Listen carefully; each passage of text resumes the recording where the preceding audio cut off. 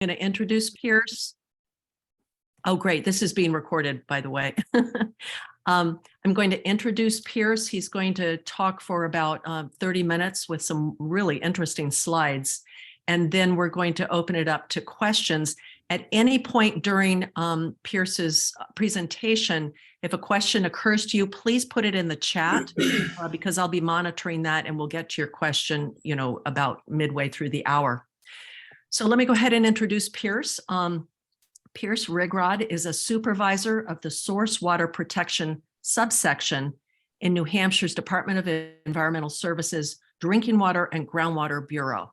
He oversees the state groundwater reclassification, chemical monitoring waiver program, as well as oversees the administration of the Drinking Water and Groundwater Trust Fund's Source Water Protection Land Conservation Program. He's a busy fellow. He works primarily with public water systems and communities on how to limit contamination and better protect drinking water resources in New Hampshire. Pierce has worked in the Bureau for approximately 17 years, and he holds a master's degree in urban and regional planning. So welcome, Pierce. Thank you so much for being with us this evening. Great. It's great to be with you, Karen, and the rest of you folks up in Tamworth. And I'm excited to talk about the topic tonight and appreciate the invitation.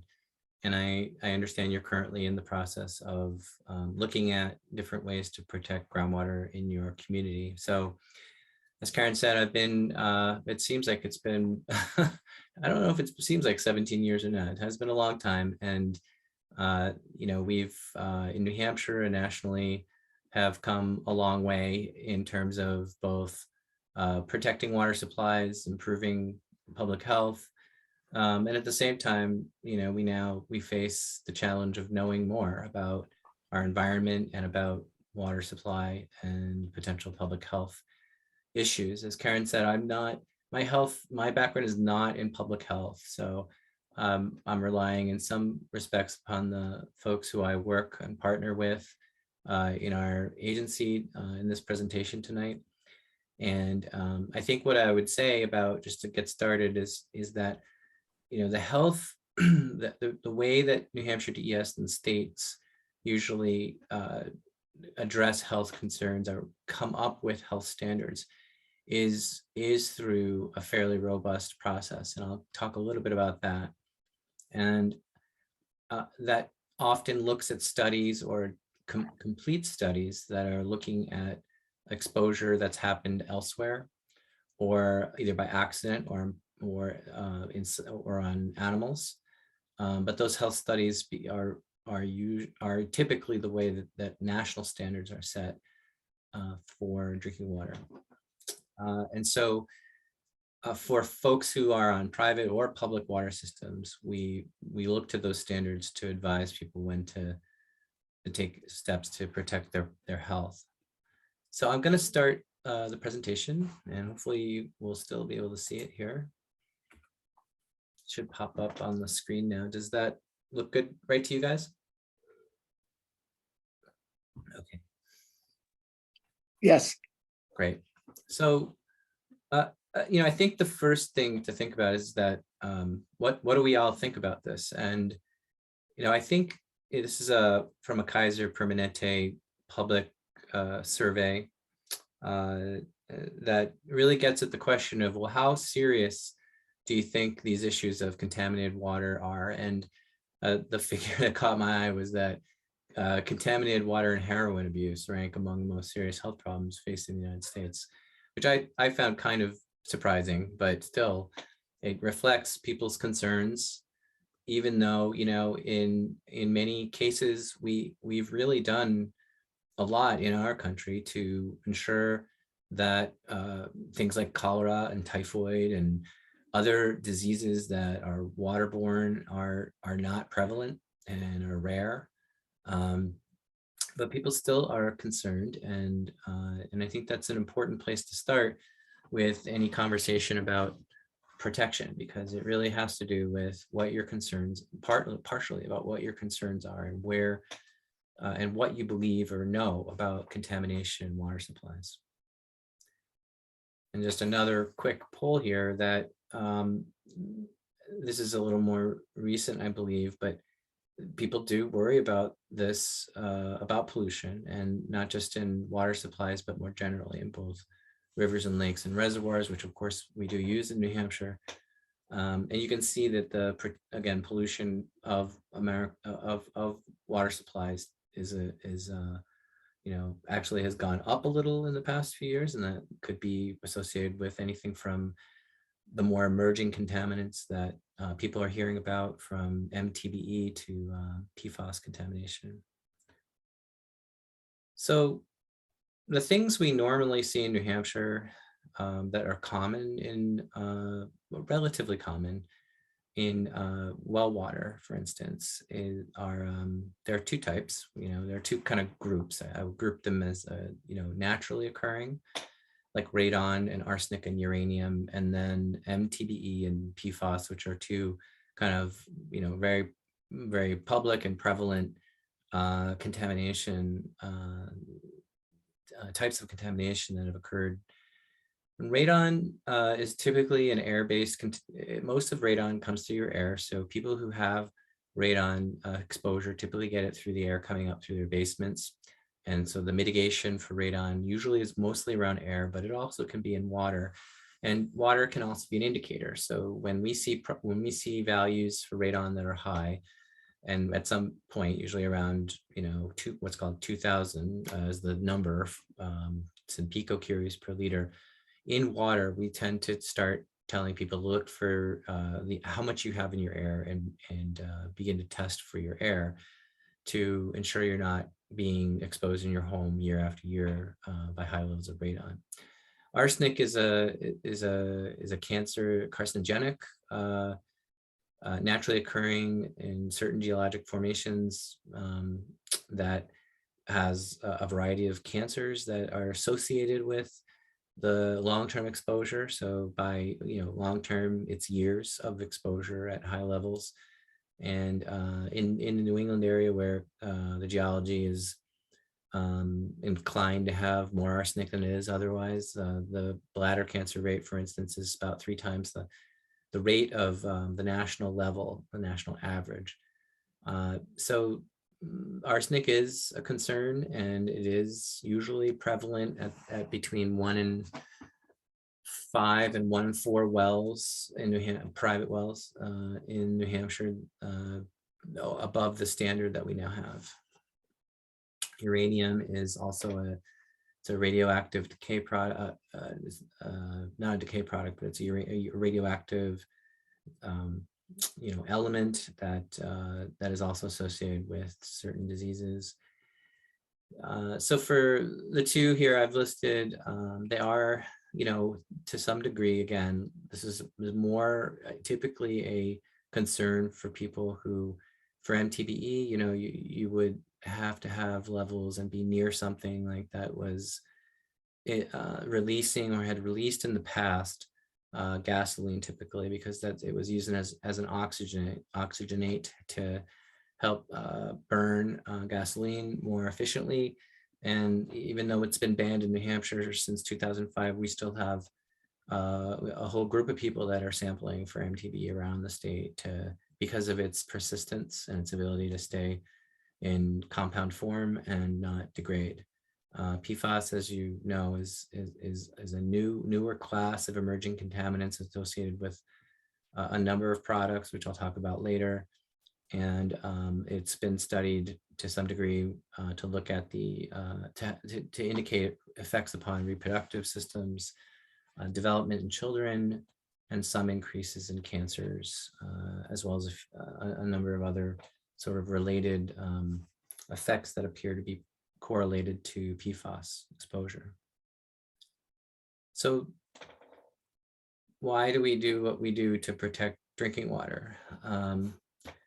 Generally speaking, we can, some people take the position we can treat it all out. And in some cases that's true, but they can fail, and they also are costly. Not just, they're costly to maintain and install and maintain, both at the household level, depending upon the type of treatment, and also in public water systems, where systems spend hundreds of thousands, if not millions of dollars on treatment costs. Treatment to remove from the groundwater in a contaminated site situation also is very expensive. So we do source protection primarily to avoid the cost, economic cost, and the public health costs. And this is a graph kind of showing over time the number of regulated contaminants that EPA has identified, or that regulates. So it's over 150. It's actually today somewhere in the 156 range, where we have 90 contaminants that at the national level are on the drinking water known, the list of contaminants that need to be set and removed before a public water system can deliver water to its customers. And there are 66 additional contaminants now being studied as candidates. And so that's why we do source water protection, because the more we know about certain chemicals, the more we need to know how to either hopefully prevent those chemicals from entering the water system, and then if they do, be able to treat them so that exposures are not common. So as I mentioned earlier, the standards that are set at the national level, which are most of them, go through a relatively rigorous process, but the numbers that you see, for instance, for PFOS contaminants are in the 1 part per trillion, which is really hard conceptually to, kind of get a sense of what that means. So, like a 1 trillionth in terms of area is a postage stamp to the size of the city of Dallas. And so I thought these kind of made me think a little about just how tiny a trillionth of something is, and that's the level of standard now for things like PFOS compounds. So this makes the job and the importance of keeping contaminants out of drinking water even more important, because we know that at certain levels these contaminants are not good for you, and this also raises a number of challenges, because removing these contaminants at this small level is not easy. This is probably going to bother your eyes, but I just wanted to impress upon you that there's a fair amount of, this is a graphic that's demonstrating or showing the process of the EPA's integrated risk information system and assessment planning. So basically, this is one of the processes that's involved in setting a maximum contaminant level. And really, all I wanted you to get from this is it's not just EPA. It's a series of agency and peer reviews that go on, both at independent outside parties as well as private and academic reviewers that look at the data that's supporting the standard, and so these go through quite a process, and they typically take years to actually get through in terms of evaluate. And most of these irises are looking at cancer risks, and that tends to be the basis for many of the standards that EPA sets. So I'll start with just a few of the natural contaminants. And of course, arsenic is really the poster child in New Hampshire. I think I remember hearing a talk at Dartmouth once about how New Hampshire used to be called the arsenic state, and they used to mine for arsenic. This is a study from USGS that estimated based on geologic data, and the circles you're seeing are well points that and the size is related to the value of arsenic that was found in that particular water, in that well, and the coloring of the geologic units, the pink and the orange, are associated with what USGS has found in that formation. And so it's going from 1 part per billion up to 30. 30 is really high. So the standard in New Hampshire now is 5 parts per billion. So it would be somewhere in the second box there between 1 and 10. That's, by the way, that's Rockingham County. So arsenic is, as the sentence, as the saying or phrase is, the king of poisons and poison of kings. And it's, as I said, it's a naturally occurring substance. The standard in New Hampshire, which is the lowest, tied with the lowest standard in the country now, since we lowered it in 2019, the legislature lowered it. You know, it raises some risks with cancer, as I mentioned, as well as diabetes, cardiovascular disease, and immune system function. It also has some effect upon developing fetuses and their immune systems. So it's a risk for pregnant moms, and it's also a risk for children who are exposed to it. And I know it's essentially considered a neurotoxin.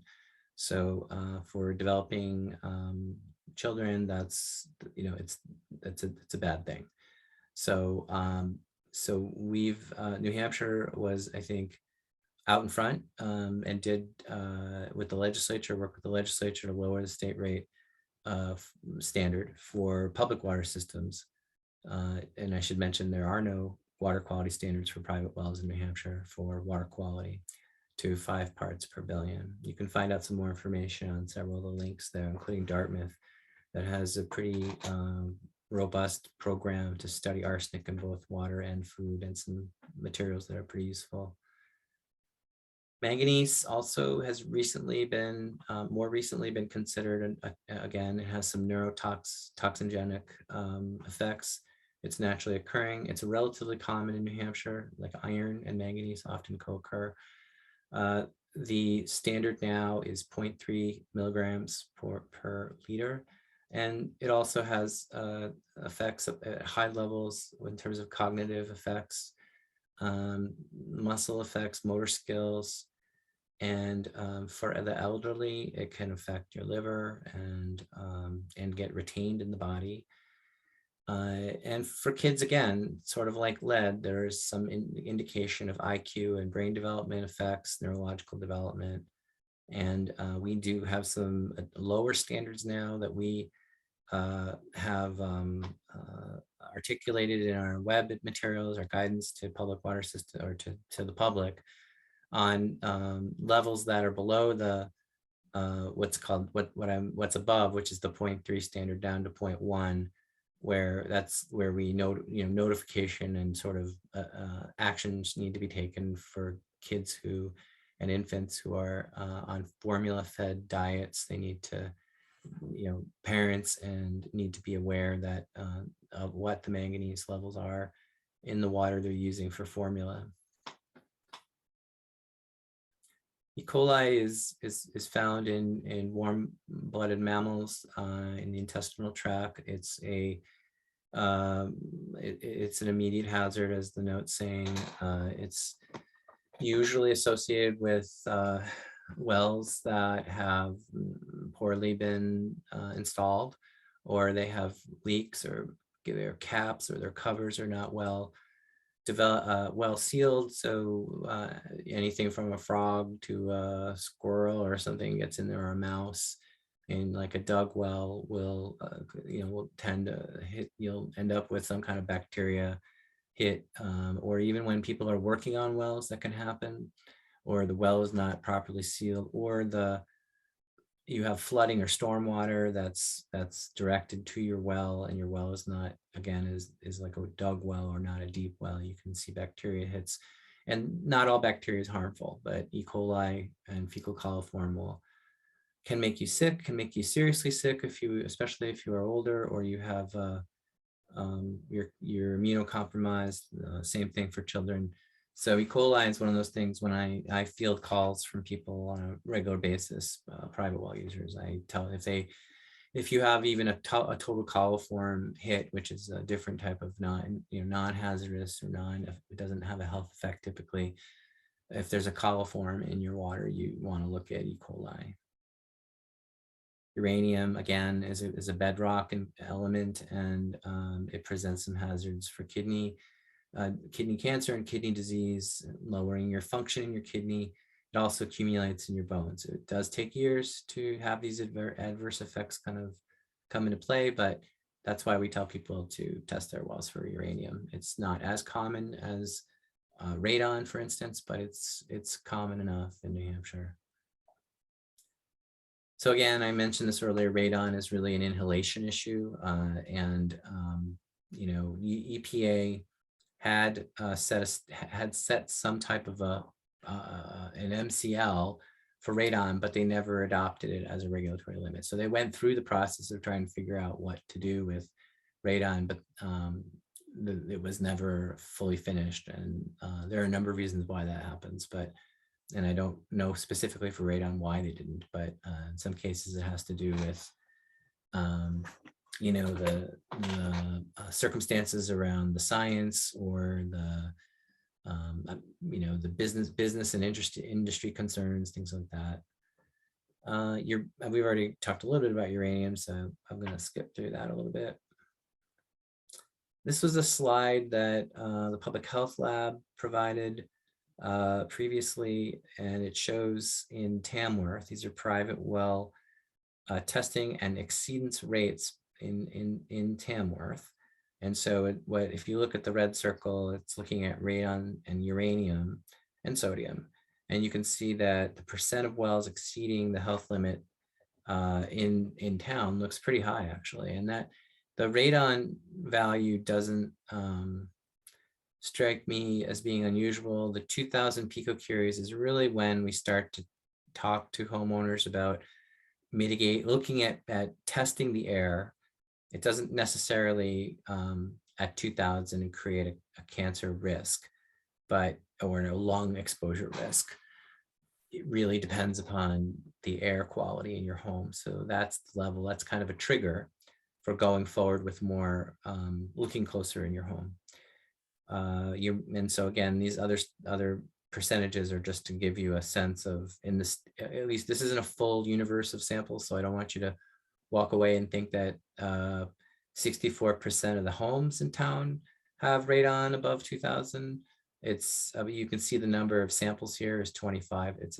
And this is both are under 100. So it's really just a sampling. It's not necessarily representative. Lead is a big issue these days, particularly in schools. We're doing a lot and in homes to replace lead lines that connect from public water systems to people's homes, and to advise the public to replace faucets if they're older. Typically, it's a bigger problem when you have corrosive water. So if your pH in your well, for instance, because public water is neutral, it's treated for pH. When you have a low acidic water that you're at, you tend to see higher levels of lead that's being corroded out of the lead solder or the fixture. And so again, thinking in parts per billion, it's not quite as small as a trillion, but it's still pretty small. And I think the big thing with lead is mostly around children and pregnant moms with respect to fetal and young child brain development. So moving to public water systems in our state, we have what's called wellhead protection areas. These are the surface areas around a well, the land, if you will, that is draining water into the ground or infiltrating water into the ground or draining it towards the wellhead. And those are the areas we establish at DES as a lens through which to think about protection and a delineation of that area that water systems can use to work to protect their source of water.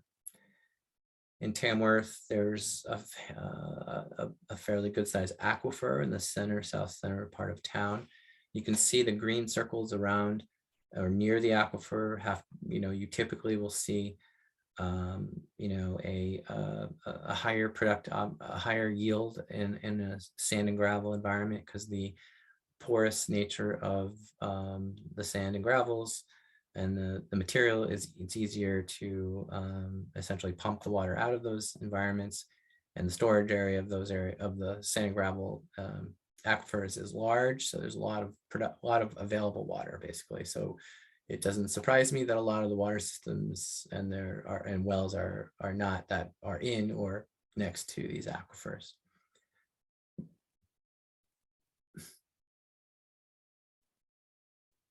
Here's a few of the names of these that you probably know. We track these, and we, they're regulated under the state's drinking water, Safe Drinking Water Protection Act, Safe Drinking Water Act, and they receive permits from us, and they operate under a monitoring schedule. And just a quick map of that. The red areas are the are the well protection areas, and the purple is aquifers. So I was asked to sort of talk a little bit about the cost of contamination. Oil really has been the kind of, historically, and when I say that, I mean, 30 more years probably, or more, where there's been, fairly, common releases of one type of petroleum product or another into the ground, and that has resulted in essentially programs that have been stood up to deal with cleanups. And Tamworth's number in terms of the total amount of money that's come from the state's petroleum reimbursement fund, which pays for or reimburses for the cleanup of sites that have been contaminated, including groundwater contamination, soil contamination, has been about $500,000. But since the program's been in place, it's pushed more than $300 million out the door to help try to mitigate petroleum contamination in New Hampshire. I would say that, again, in the spirit of looking up, the rules have changed a bit over the last decade for underground storage tanks. And if you were to talk to our engineers in the oil petroleum remediation program, they would tell you that we're in a much better place with double line tanks than we were a decade or more ago. So moving on a little bit more to the PFOS contaminants, which we talked about, there are something on the order of 3,000 to 5,000 compounds of perfluorinated compounds, and they are used in a wide array of materials. And this is, we're talking about nanograms per liter, so very, very small amounts. And the science so far has indicated PFOS is associated with increased risks of kidney and testicular cancers, rising or elevated cholesterol levels, and other hormonal related issues. It also seems to be associated with preeclampsia or the pregnancy issues, as well as lower birth weights and effects upon young infants with respect to immune function and metabolizing fats. These are relatively new series of compounds, in terms of how they're viewed through the public health lens, but they clearly are problems, and they're relatively difficult to control. So the other big contaminant in New Hampshire that's associated with humans has to do with MTBE, or methyl tertiary butyl ether, excuse me. MTBE is a volatile organic compound, and to date we have sampled over 13,000 wells, and about 8% of those have detections. So and I'll show you a map in the next slide. I mean, that's a fairly good number of I believe those are total wells, but I know that a number of public water supplies have MTBE detects as well. I didn't actually list the number, but It's fairly widespread. And again, because MTBE it was used in gasoline, and it actually, the compounds do stay together. They don't break down easily, and they travel. So they go quite a distance, hundreds, if not, I think up to 1,000 feet. They can kind of move underground. PFOS, like I said, has about 5,000 different chemical compounds. So they're a variety of variations of fluorinated compounds, and with carbon chains that are slightly different, or they're basically just a whole variety of them. And the methods that we use are much more sophisticated to get down to detecting those in the laboratory. So this last number, about 30%, had these types of detections, is a big number for public water. That's for 1 out of every 3 to have a detection for PFOS. So I just wanted to point out again, these standards are very, very low, but they've been vetted at the state level. These are state standards. So there was a process through which we, and when I say we, I mean DES and DHHS, went through a process of looking at the literature, looking at the potential risks based on what is available for considering health risks. And these standards were based on those studies. So MTBE, this is a map showing the known and potential sites where in both public and wells, as well as a variety of private land uses. So you can see there are quite a few of the yellow crosses and the blue crosses as well, which are basically the gas station, service station, and remediation can be a whole variety of uses. So that's the good thing. I guess the good news about MTBE is it's no longer, it hasn't been in gasoline. It hasn't been in gasoline for quite some time. So it's not continuing to be used and not continuing to be released. Oops. And landfills, we throw a lot of things into landfills, just about everything that we don't use. So we've set standards. In this case, this is an old, the standard here is not correct, but I just wanted to point out, Tamworth has a site. Many other landfills have these situations too, where we're finding PFOS and PFOA, for instance, in monitoring wells that are at landfills. And most landfills have monitoring wells, so it's not that difficult to tap those wells and figure out what's coming out of the into the water.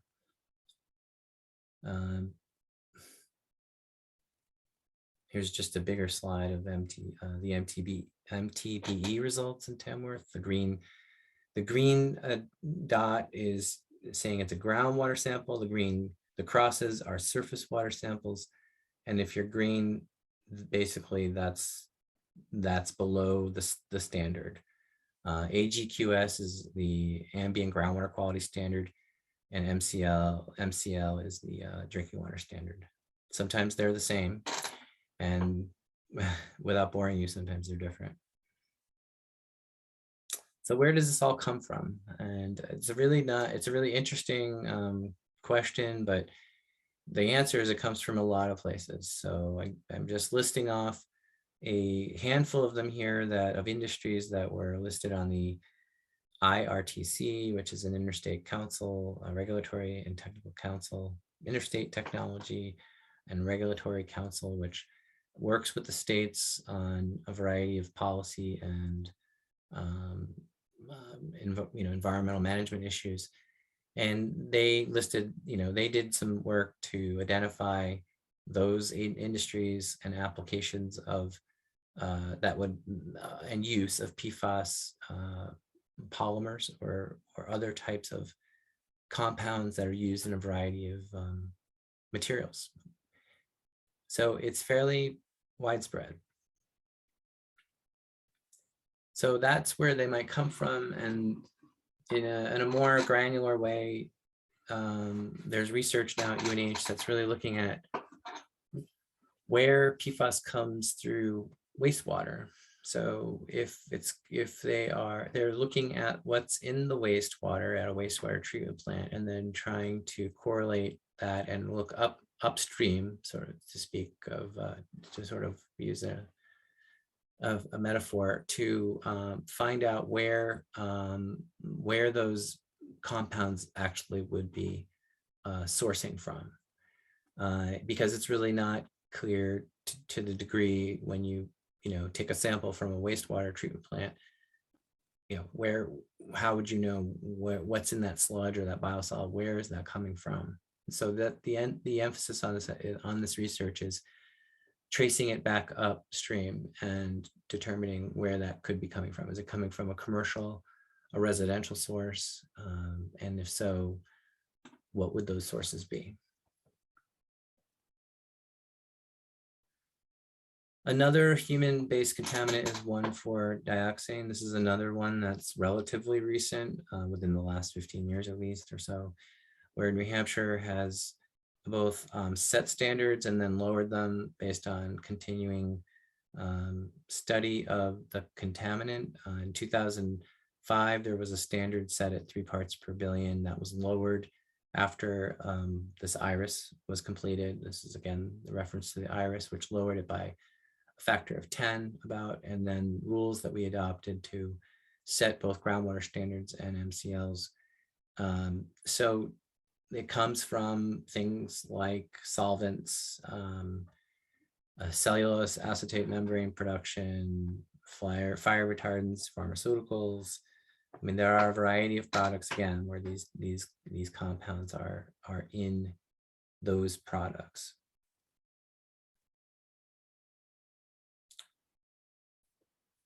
So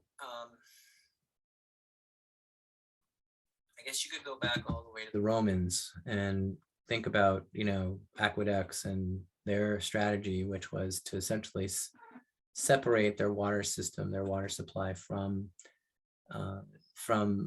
things around it that could contaminate it, and then be able to move it to, throughout, an urban area or a developed area. And that's kind of the strategy, or the guidance guidance or requirements we have for public water systems. They're required right now for a new public water system source to institute conservation or conserve the area, what's called the sanitary protective area, within 400 feet or less, depending on the well.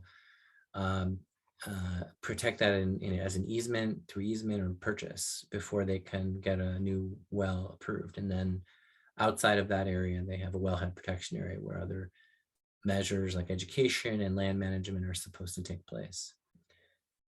We have and our guidance and sort of a non-regulatory way is to work with communities to look at their planning documents and really express some goals and actions in those plans, and then have their land use sort of codes execute some basic standards of how to operate land use without having an impact on the water supply. And of course, a lot of that really follows implementation of a lot of public education, because people need to really understand why this is important and what they're going to gain from it. What's the benefit? And in New Hampshire, we've had a guidance document that's guided communities with some model language for the last over 15 years. And that document has been used by a lot of communities in New Hampshire to adopt groundwater ordinances, including a number of them in your area.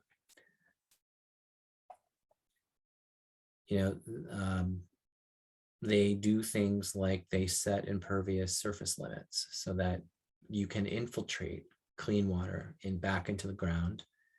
They require what's called best management practices, so that, for instance, the barrels that you're seeing to the right are not stored and taken care of in that manner. They prohibit 7 or 8 land uses that are considered higher risk and not very consistent with a well. And these include things like underground storage tanks and a handful of 6 or 7 other uses that based on experience from the agency present a higher risk.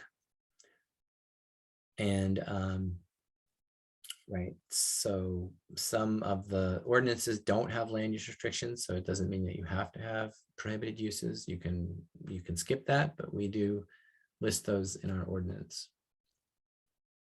And BMP requirements. BMP requirements are I'll talk about those a little bit more in a bit. So the main strategy here, once you get past this idea of conserving your area right around your well, is in the wellhead protection area, how do you manage the uses that have substances that if they release them will affect water quality in the ground? And so PCSs are listed in state statute, but really the definition in state statute leaves open any kind of use that presents a human health hazard or a hazard to the environment. And really what this boils down to is any use that has a substance that is a high risk for human health. And if it's being released to the ground, that's not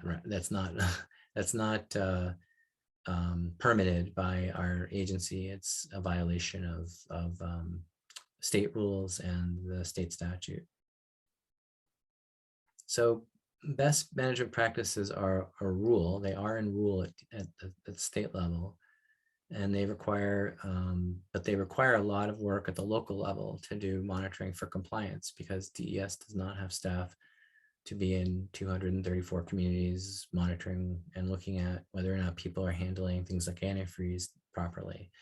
So so we train and work with approximately 200 local officials, building code enforcement folks, health officers, and others and water systems to do periodic checks, basically. We also, these rules, BMPs already also apply to field operations like forestry excavation. So if you're gonna, some excavations go on for years, and for instance, and they may have diesel tanks there for a long time. So the BMPs require just some basic things about capturing, keeping that fuel from making its way to the ground during transfers, and covering it up when it's not in use, so it doesn't rust with snow and ice over time. BMPs can look like this for field transfers, where you may have a small gas dispensary at a public works department, and a concrete pad where you're filling up with these little grooves at the edge, which are called positive limiting barriers, and basically they catch 5 or 10 gallons maybe if there was a release, and instead of it dripping down into the ground. So these are, again, some basic design features that help to reduce release, and these aren't necessarily required, but what is required here is this pad. If you're going to fuel, you have to fuel over an impervious surface. Things like salt are nowadays, people are mostly storing them inside or covering them somehow, but they used to not be, which would affect sodium and chloride levels in nearby wells. So you need to, nowadays, salt storage looks more like this, where you're keeping the product inside and then, getting it outside when you need it. So these types of BMPs really require a lot of awareness building and education for people. We don't go out and talk to every business about these rules. They're out there for people to find. We have them on our website. We talk about them in our public engagement, but many businesses will likely have either some or none, no real sense of these requirements that are in place. So it takes a lot of effort locally to ask. This is, I believe, this is from the Green Mountain Conservation Group that put this together as part of their work to outreach to businesses to let them, give them some information and have them do a self-assessment of whether they're in compliance with these basic BMPs. So I guess what I wanted to end with is, there are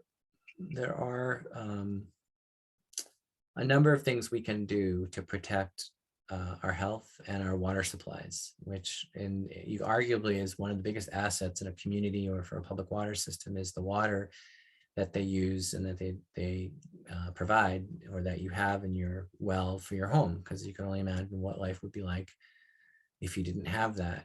So how do we do that in a way that is reasonable, follows some common sense, and allows for a future that has both a good long-term plan for community development and public health. They're not incompatible, but they need to be thought through. And they're, the idea in a lot of places that are successful is there's, the community values the water system or the water, and they want to find ways to implement things that make sense in their community. And some, I often get asked like, well, what should I do? What specifically? And sometimes, I really tell them that they need to look at what they think the threats are now or in the future. And there are ways to sort of cookbook ways that we have, or EPA or others have, that go through kind of an assessment. We've done assessments before that look at information that tells you, here are the types of land uses, here are the types of substances, here's where they are in relation to your water supply, and ranking those things in terms of what the risks are. But it does take that type of consideration to evaluate what your risks are. And of course, the things that we are having a harder time with these days, like emerging contaminants, are challenging because they're in so many things that we use. And the best thing I can tell you is that, there are certain things that we know would be easy to kind of say don't use. And we've done that, like firefighting foam, Class B firefighting retardants, which we've tried to incentivize communities to not use. But this is still really partly a research question, and also, a policy question for what products do we really need to have these compounds in. And I would say that if, in places like Tamworth, where there's not as much, heavy development like there is in the southern part of the state, these best practices are important, but they're not probably used as much or as big of a factor. That doesn't mean that if you have you could have one use that that wasn't, like in Milford. There was a business there that used a solvent called trichloroethylene, and they just, back in the 70s, just put it out in the back, and it went into the ground and ended up in the aquifer. They're still treating that today. And so they pump and treat that out. So that's very expensive. And but in your area, obviously it may not seem like there's that big, it's that big an issue. But I guess that my point there is just that it doesn't take that much, if you have, or that many different commercial activities, especially if someone's just not aware of the fact that what they're doing is potentially impactful. So it really a lot of successful outcomes for protecting your drinking water is really about consensus building, working together as in a team way, where all the different folks in the community see it the same way. They see it as a value that their water system, their water resources, their drinking water resources are important to take a look at closely and make sure that over time things are being done in a way that isn't gonna, in 10 or 20 years be a problem and down the line. So, this graphic was for, these types of public meetings, I think are important to have to continue to talk about it. And then there's a place for these protections, and communities sometimes draw up plans. They write down some ideas and they list of actions of things they think are important to do. So I could certainly, our section works with communities and funds some of that work. And I can talk more about that too. I'm not sure exactly where I am in time. So I'm long on time. So I'm going to stop talking and let questions begin. Well, Pierce, I want to thank you so much for putting this presentation together for all of us. And I know that we did start a little bit late. Pierce, are you okay with sticking around for about 15 to 20 minutes if the questions go that long? Stay as late as you need me.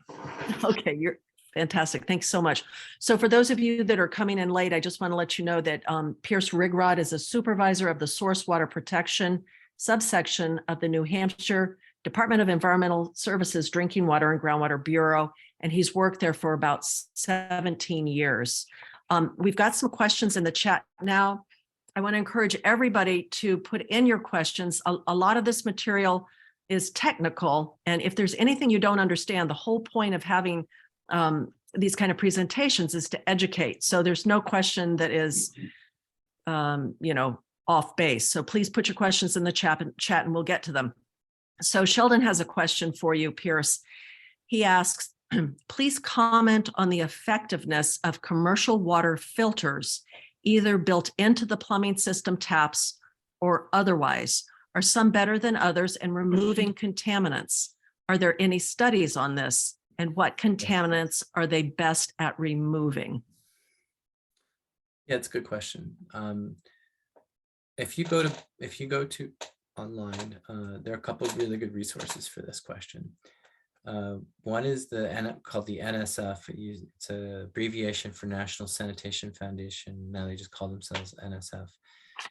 One of their primary jobs is to test third-party products for the veracity of what their claim is in terms of being able to do what it says they do. And they have a page for home water treatment systems that include a number of technologies, that from filters to like reverse osmosis or ion exchange, softeners, and they talk about they test and then talk about the results of whether their tests verify that those filters and systems take out that contaminant to the degree, either to a standard or to the degree as advertised.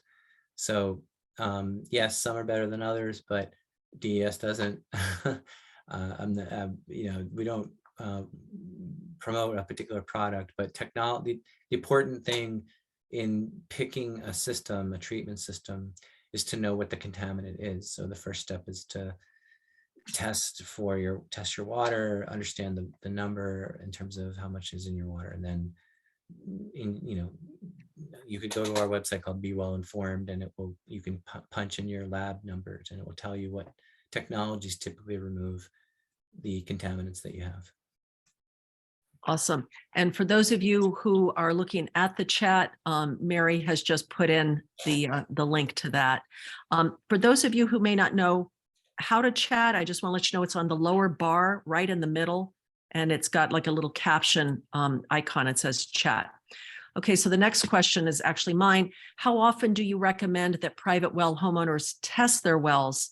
And specifically, who tests for PFOS and MTBE, or however you said that, and how much do those individual tests cost for the PFOS and the MTBE? Yeah, usually it's once every 3 years, except for bacteria. So if you have a bacteria issue, it's a good idea. We recommend once every year annually for bacteria, and that could mean either total coliform and or E. coli. But usually every 3 years. PFOS is also recommended for testing, and MTBE only really when you are around a potential source. If you were, let's say, near a site that was cleaned up by DES, within, let's say, 1,000 feet, don't quote me on that. But if you're near an area where that might be an issue, we would probably suggest that you test for MTBE. But there are programs at DES that will, depending upon where you are and to some degree, I think your resources, they will come out and sample for PFOS and or MTBE. So you just need to go to our website and there are program pages. Some of that has to do with where we know there's contamination, and then there are sections or sectors of the state that are basically opened up for testing, and they have samplers at DES. Of course, there's always private companies that will do the same thing. They'll come and they'll take a sample and they'll run it to a lab, and you know, it's not cheap though. So you may want to start with DES, and if after this call you can't find that, just give me a call. I can tell you where to go to find that information. And the marvelous Mary Cronin has already put it into the chat room. The third question comes from David Little, and it is, are the costs of cleanup for oil contamination, in your slide that you showed, Pierce, are the costs for cleanup for oil contamination for the year 2020 or for program life to date? Well, the 300 million is definitely life of the program. And those numbers, the numbers on that table, I believe also were to date, not in the year. So Okay. the Tamworth number, 500,000, I think, is to date. Great. Again, for those who came in a little bit later, I just want you to know that this program is being recorded, and Mary's going to put it on the library website at some point if you wanted to see the beginning of it or wanted to share it with anyone else. Laura Colton has a comment. She says, great presentation, info and questions. Thanks, Pierce, Cook Library, and all. So I've got a question. I see that Tara is on this as well. So correct me if I'm wrong about this, Tara Schroeder. For those people who are interested in getting arsenic tested, Mark Longley in Sandwich, right next door, was getting arsenic tested for folks who were interested. Tara, was that just for Sandwich residents, or do you know if he would take in any Tamworth well samples? Hi, Karen. I can't speak for Mark, but I know that his initial program with his wife, Peggy, was for Sandwich residents and families. I asked because I am a Tamworth resident, but he was kind enough to do it for me. So if somebody's interested in that, I guess get in touch with you, Pierce, right? We do work with communities to do testing events. Typically, the public health lab will provide the bottles, and we can provide you.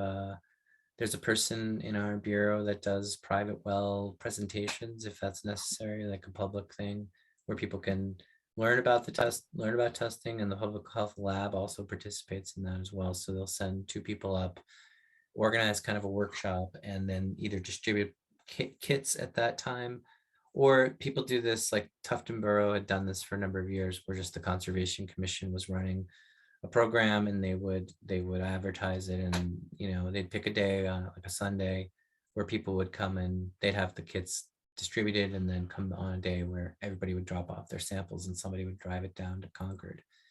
So we could certainly support that, and the Public Health Lab, talking, knowing them, they would put together a whole series of kits depending upon how many people wanted to do that. Karen, I just want to mention, and Pierce, Yes. This is Tara again from Green Mountain. We do have a large supply of the standard well analysis kits for private well testing at our office in Effingham. And so those are available for anyone who's interested. And we also do help coordinate with Mark Longley, once again, trips down to Concord to save people the cost of overnighting their samples or taking them to the lab themselves, because they have to be there within 30 hours if they're doing the bacteria testing. Great. Thank you, Tara. I really appreciate that. Sure. So if folks are interested, just get in touch with me and I'll put my email in the chat. Great. And again, that's Green Mountain Conservation Group in Effingham. So that's it for the questions on the chat. Please don't be shy if there is something that you want to know, you've been curious about, you're confused about. I mean, this is essential to human health for sure. And if you have questions later, feel free to email me, or there are a number of different specialists in our Bureau, public health specialists, who some of the slides that I showed you were from John Pataki, who's a toxicologist. And if you really want to get into the weeds of public health analysis and analytics, he can bring you there. So he was involved, I think he was involved in setting of the PFOS standards. So he does a lot of health statistics, health studies, and lit reviews. Well, if there are no other questions or comments, I just want to thank you again, Pierce, for taking your time, your personal time, to present this to us. And again, thanks to the Cook Library for co-sponsoring this with the Tamworth Groundwater Protection Ordinance Group. I might just jump in. Sheldon Perry here. Great. Just a great amount of appreciation for the fact that seems like Tamworth has gotten a lot of special attention from Pierce, and and we've been very pleased to have Karen so involved in our education system, because we are developing an ordinance to protect our groundwater, and the education part of it is so important. And we just think that this kind of information has been so valuable to us. And I just want to say that it's taken a lot of time and energy by some really involved people, and I'm really greatly appreciating that. So thank you. Thank you. Thank you, Sheldon. Well, I guess I'm going to say good night to everybody. Thank you very much, everyone, for joining us. And if this was interesting to you, again, it will be put on the website, the Cook Memorial website, and please feel free to review it, share it with friends. The more people who understand this, the better off we all are. So good night. Thank you. Thanks, Karen. Thanks, everybody. Thank you, Pierce. Take care. Bye-bye.